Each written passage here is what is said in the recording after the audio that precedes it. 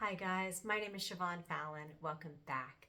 I've been creating videos about the Battle of the Little Bighorn for over 2 years now, and I get a lot of comments, and many of those point out the mistakes made by Lieutenant Colonel George Armstrong Custer and how his faulty tactics led to the defeat of the U.S. cavalry that day. So I thought we could review the most popular mistakes that Custer made, but I'm not going to give you my opinion. We're going to review the assessment made by an eyewitness, an actual 7th Cavalry officer who was on the battlefield that day, Edgar S. Godfrey, and you're going to want to hear what he has to say. There's a lot of really interesting comments. Okay, guys, thank you. Here are some of the more common Custer criticisms. Custer disobeyed orders. He should have waited for General Terry and Colonel Gibbon's column to get into place before attacking the Indian village. Custer should have brought the Gatling guns and/or the 2nd Cavalry. Custer should have done better reconnaissance on the Lakota and Cheyenne villages before attacking. Major Reno could not have done anything differently to change the outcome of the fight.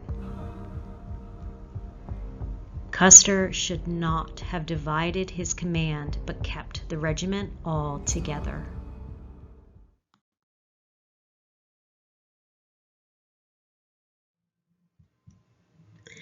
Godfrey addresses all of these points and others. He wrote an article, Custer's Last Battle, in January 1892 for Century magazine.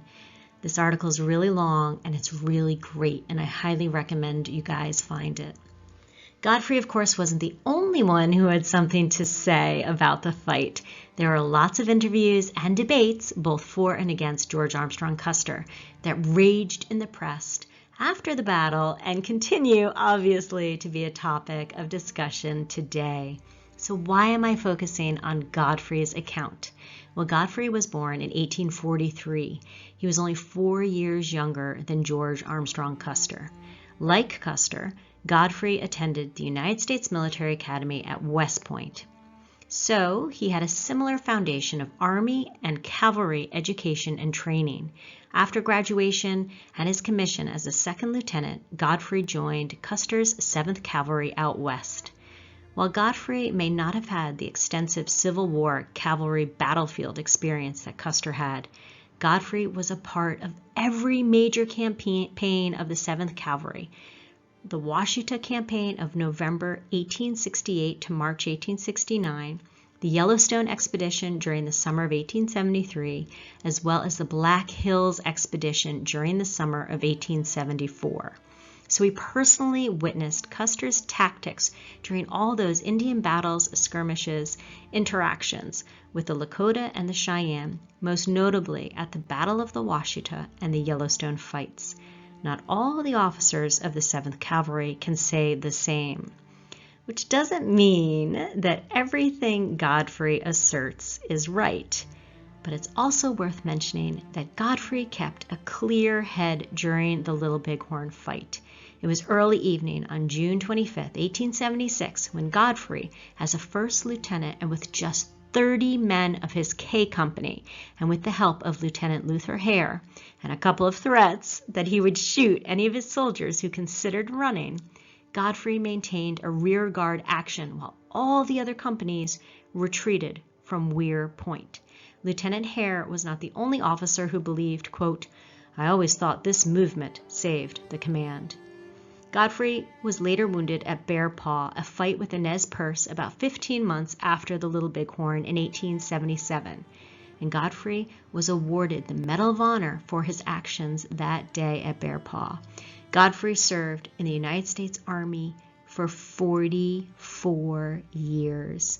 So Godfrey's point of view is a well-earned and important one. For reference, guys, I am using Godfrey's narrative as printed in Colonel Graham's book, The Custer Myth. And this is definitely a book, if you don't have it, you'll want it in your Little Bighorn library.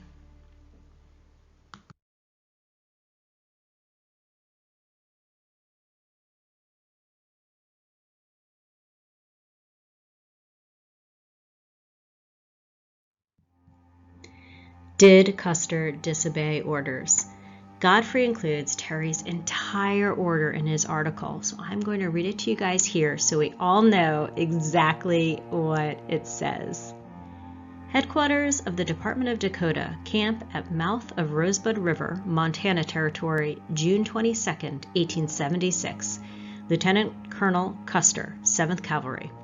Colonel, the Brigadier General commanding, directs that, as soon as your regiment can be made ready for the march, you will proceed up the Rosebud in pursuit of the Indians whose trail was discovered by Major Reno a few days since. It is impossible to give you any definite instructions in regard to this movement, and were it not impossible to do so, the department commander places too much confidence in your zeal, energy, and ability to wish to impose upon you precise orders which might hamper your action when nearly in contact with the enemy. He will, however, indicate to you his own views of what your action should be, and he desires that you should conform to them unless you shall see sufficient reason for departing from them. He thinks that you should proceed up the Rosebud until you ascertain definitely the direction of which the trail above spoken of leads. Should it be found, as it appears almost certain that it will be found, to turn toward the Little Bighorn, he thinks that you should still proceed southward, perhaps as far as the headwaters of the Tongue, and then turn toward the Little Horn, feeling constantly, however, to your left, so as to preclude the escape of the Indians passing around your left flank. The column of Colonel Gibbon is now in motion for the mouth of the Bighorn. As soon as it reaches that point, it will cross the Yellowstone and move up at least as far as the forks of the Big and Little Horns. Of course, its future movements must be controlled by circumstances as they arise, but it is hoped that the Indians, if upon the Little Horn, may be so nearly enclosed by the two columns that their escape will be impossible. The department commander desires that on your way up the Rosebud you should thoroughly examine the upper part of Tulloch's Creek, and that you should endeavor to send a scout through to Colonel Gibbon's command. The supply steamer will be pushed up the Bighorn as far as the forks of the river is found to be navigable for that distance, and the department commander, who will accompany the column of Colonel Gibbon, desires you to report to him there no later than the expiration of the time for which your troops are rationed, unless in the meantime you receive further orders. Very respectfully, your obedient servant, E. W. Smith, Captain, 18th Infantry.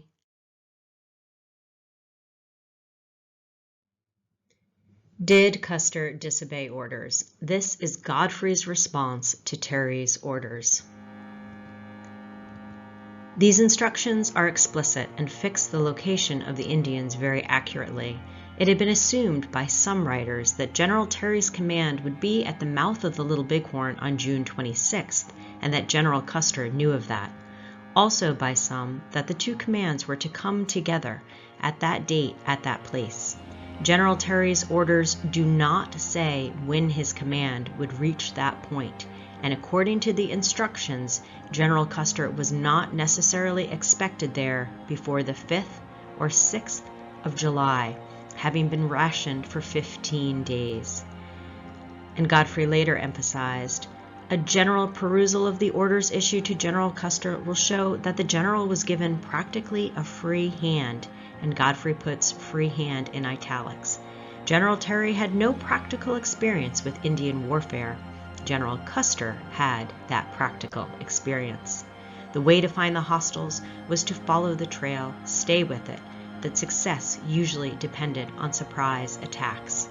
It was an absurdity to think that two commands of 700 and 400, separated by 50 to 100 miles, could coordinate their movements in that open country and hold the hostiles for a cooperative attack. There could not have been any understanding, as contended by some, that the two commands of Custer and Gibbon were to meet at or near the mouth of the Little Bighorn on June 26th.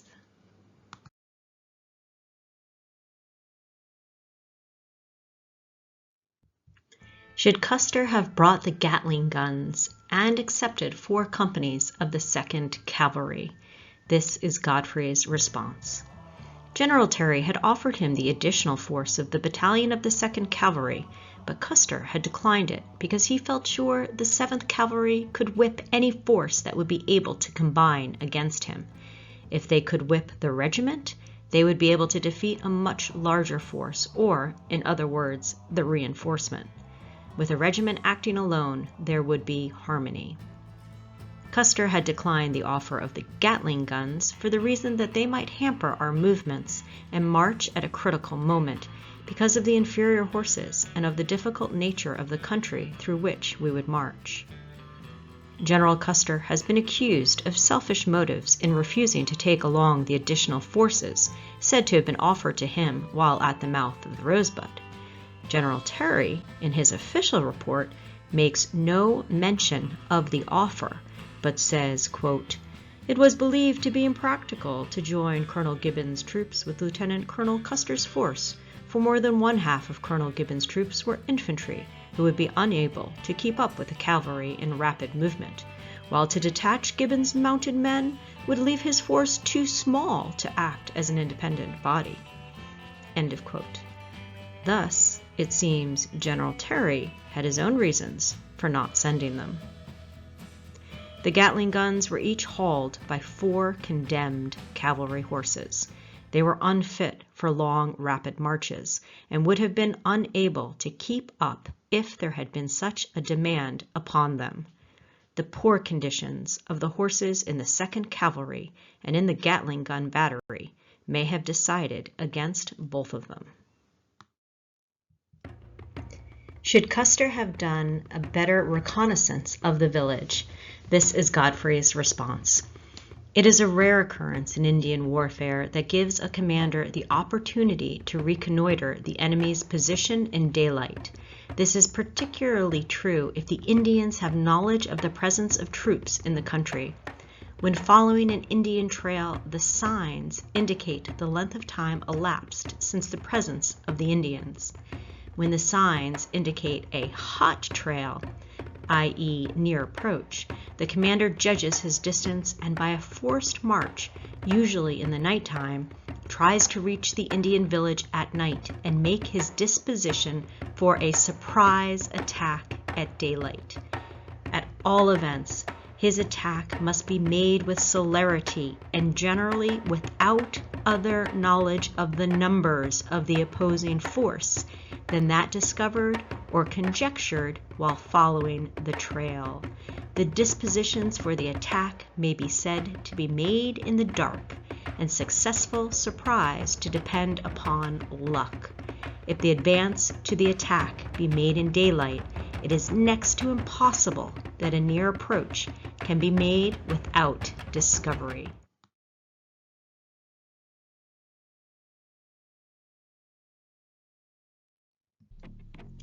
Could Reno have done anything differently to change the outcome? Here's Godfrey's response. The Indians say if Reno's position in the valley had been held, they would have been compelled to divide their strength for the different attacks, which would have caused confusion and apprehension and prevented the concentration of every able-bodied warrior upon the battlefield upon Custer. At the time of the discovery of Custer's advance to attack, the chiefs gave orders for the village to move, to break up. That at the time of Reno's retreat, this order was being carried out, but as soon as Reno's retreat was assured, the order was countermanded. The order would not have been countermanded had Reno's forces remained fighting in the bottom. Custer's attack did not begin until Reno had reached the bluffs.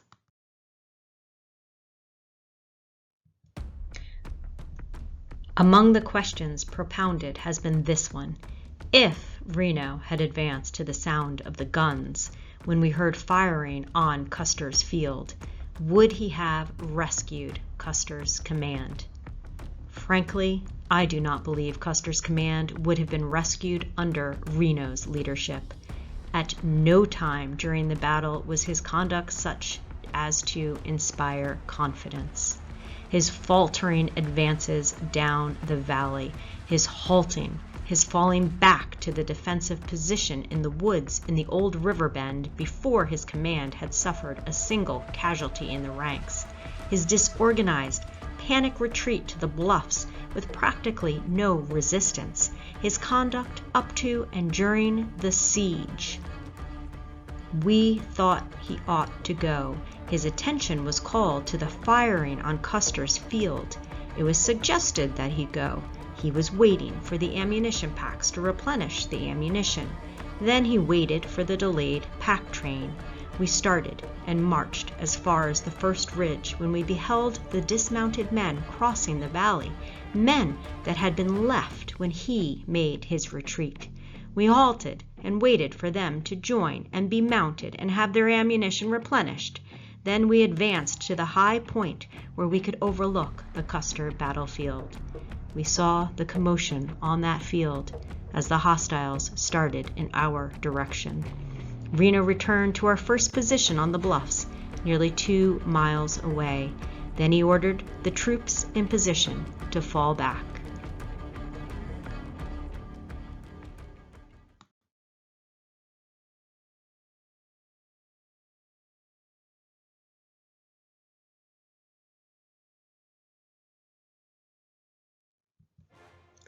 I save this one for last because this is probably the most contested argument of all, and Godfrey himself hedges his bets on deciding the best course of action for this one.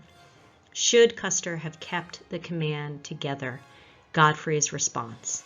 In the original 1892 version of his article, Godfrey wrote of when his company arrived at Reno Hill, saw the demoralized and badly beaten Reno column, and could hear heavy firing down by the river where Custer was fighting. Godfrey wrote, "A number of officers collected on the edge of the bluff overlooking the valley and were discussing the situation. Among our number was Captain Moylan, a veteran soldier, and a good one too, watching the scene below. Moylan remarked quite emphatically, 'Gentlemen, in my opinion, General Custer has made the biggest mistake of his life by not taking the whole regiment in at once to the first attack.'" For reasons unknown, Godfrey deleted this criticism from later published versions of his article. In Godfrey's synopsis at the end, he has a section called "Why Custer Was Defeated," and he states that with all the regiment under Custer's personal direction, the results might have been different. But, on the other hand, the whole command might have been wiped out. The division of the command was not in itself faulty. The same tactics were pursued at the Battle of the Washita and were successful. That was a surprise attack, and there was full cooperation of the separate commands. Each commander carried out his instructions. My studies of the Battle of the Little Bighorn leaves me in little doubt had Reno made his charge as ordered, or made a bold front even. The hostiles would have been so engaged in the bottom that Custer's approach from the northeast would have been such a surprise as to cause a stampede of the village and would have broken the morale of the warriors. On the other hand, with the whole entire command concentrated under Custer's leadership, the charge would have been carried home, and, I believe, successfully. I want to take a moment to explain this iconic painting that I used earlier. This is Edgar S. Paxson's Custer's Last Stand that he painted in 1899. Paxson interviewed up to 200 eyewitnesses of the Little Bighorn fight from both sides, including the Lakota warrior Gall and the Cheyenne chief Two Moon. And Paxson relied heavily on the details provided to him by, you guessed it, Edward S. Godfrey. Godfrey supposedly wept when he saw the painting in person when it toured America. And that photo you see is from the 1916 anniversary of the battle. That's 40-year anniversary. And Godfrey is number 9 with a bunch of other old-timer survivors. The Custer's Last Stand painting by Paxson is currently at the Buffalo Bill Center of the West in Wyoming. Well, guys, please let me know if you agree with General Godfrey or not. Leave me a comment, like, subscribe, watch another one of my videos. Share with your friends who like history. Please, please tell them to watch, and know that I'm working on another one soon. Thank you to my friends. Thank you to everybody. And up next is a list of sources. Thanks, guys. Bye. Hope to see you soon.